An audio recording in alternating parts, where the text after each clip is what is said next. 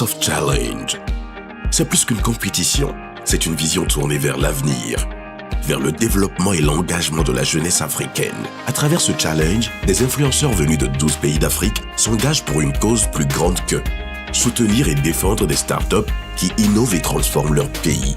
Chacun d'eux a choisi un projet, une idée, une solution et aujourd'hui, ils sont prêts à se battre pour la faire briller. Mais dans ce défi où conviction, créativité et impact feront la différence, qui réussira à convaincre? House of Challenge. Haïti est un pays au riche patrimoine culturel et historique. En 1804, après une lutte acharnée contre l'esclavage, Haïti est devenue la première république noire indépendante dans le monde. Nos ancêtres ont lutté pour la liberté, la dignité et la justice, et cet héritage continue d'inspirer le peuple haïtien. Pays assez la caïno, côté soleil levé pour tout le monde, ce qui signifie que la terre d'Haïti est la maison de tous ses enfants. Malgré cette histoire glorieuse, Haïti fait face à de nombreux défis. Pauvreté, accès limité à l'éducation, difficultés économiques et infrastructures fragiles. Beaucoup d'enfants n'ont pas de repas suffisants et les jeunes manquent souvent d'opportunités pour développer leur talent. Aujourd'hui, des milliers d'enfants vivent dans des conditions difficiles. Beaucoup vont à l'école le ventre vide, ce qui rend l'apprentissage plus compliqué. Les familles peinent à joindre les deux bouts et les jeunes ont peu de moyens pour développer leurs compétences. Pourtant, le peuple haïtien reste résilient. La créativité, la solidarité et l'espoir sont les forces qui permettent à Haïti de continuer à avancer malgré les obstacles. Face à ces défis, nous avons décidé de mettre en place un projet social visant à améliorer la vie des enfants et des jeunes en Haïti. Notre projet comporte deux volets principaux: la nutrition des enfants défavorisés et la formation professionnelle des jeunes. Le premier volet du projet consiste à fournir de la nourriture aux enfants les plus démunis. Chaque enfant a le droit de grandir en bonne santé et d'avoir les moyens de se concentrer sur son apprentissage. Nous distribuons des repas équilibrés dans plusieurs communautés, en nous assurant que chaque enfant reçoit un soutien régulier. L'objectif est clair: aider les enfants à s'épanouir, leur donner la force et l'énergie nécessaires pour étudier et rêver d'un meilleur avenir. Parce qu'un enfant qui mange bien a toutes les chances de réussir. Le deuxième volet concerne la formation professionnelle. Nous avons sélectionné 50 jeunes dans 5 départements d'Haïti pour leur enseigner la peinture et les arts visuels. Cette formation leur permet d'acquérir un métier, de développer leurs compétences et de gagner leur indépendance financière. Chaque jeune apprend non seulement la technique de la peinture, mais aussi comment créer, vendre et valoriser ses œuvres.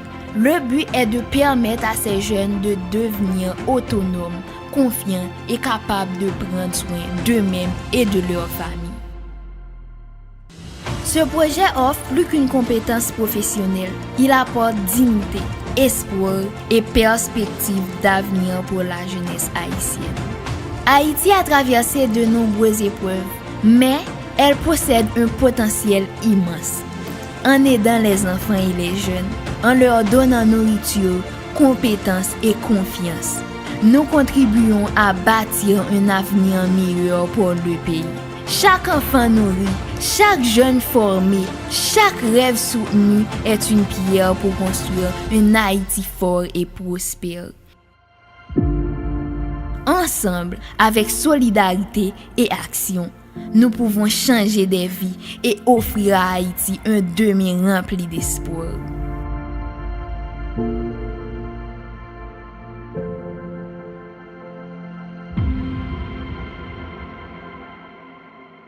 Je m'appelle Lafouadiana Milagro, j'ai 19 ans.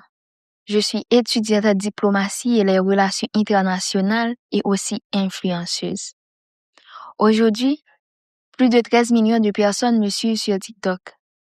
Mais mon histoire n'a pas commencé avec la popularité. Elle a commencé avec un rêve, un téléphone et beaucoup de courage. Beaucoup de gens voient les vidéos, les likes, les abonnés. Mais ils ne voient pas toujours les sacrifices, les doutes et les moments difficiles derrière. Quand j'avais 15 ans, j'ai découvert TikTok. Pour beaucoup de jeunes, c'était juste une application pour s'amuser. Mais pour moi, c'était une façon de m'exprimer. Ce n'était pas facile. Ma mère ne voulait pas que je fasse des vidéos. Dans ma famille, nous sommes chrétiens, avec des valeurs très strictes. Pour eux, TikTok pouvait être une distraction ou quelque chose de mauvais. Alors, j'ai commencé à filmer en cachette, derrière les portes, dans les coins de la maison, parfois même quand tout le monde dormait. Il y avait des moments où je me demandais si je devrais tout arrêter, parce que cacher ce que je faisais n'était pas facile. Parfois, ma famille me disait « Concentre-toi sur tes études ». Et elle avait raison d'une certaine manière. Dans mon cœur, je savais que je pouvais faire les deux. Au début, mes vidéos avaient seulement quelques vues, 10, 20, parfois 100 vues. Et pour moi, c'était déjà énorme. Puis un jour, une vidéo a commencé à devenir virale. Les vues ont commencé à augmenter, 1000, 10 000, jusqu'à 100 000 vues. Je n'arrivais pas à croire ce qui se passait. Les gens commentaient, partageaient, me suivaient.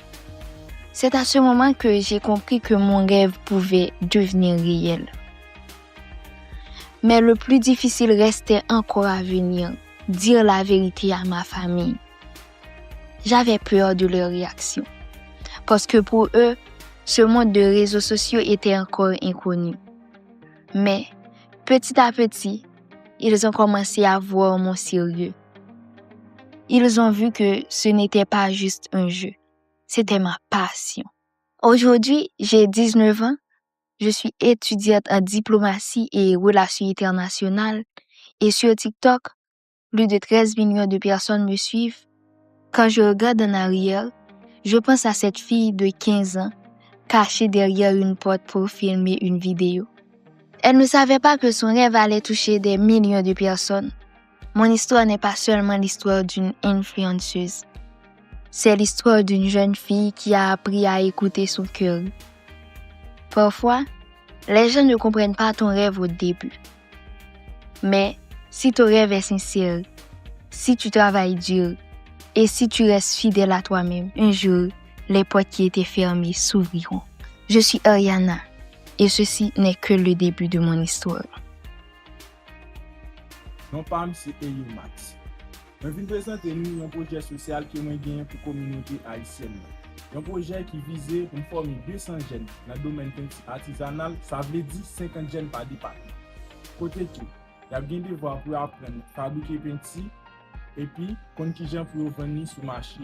Un projet qui a transformé la vie puisque centaines de familles.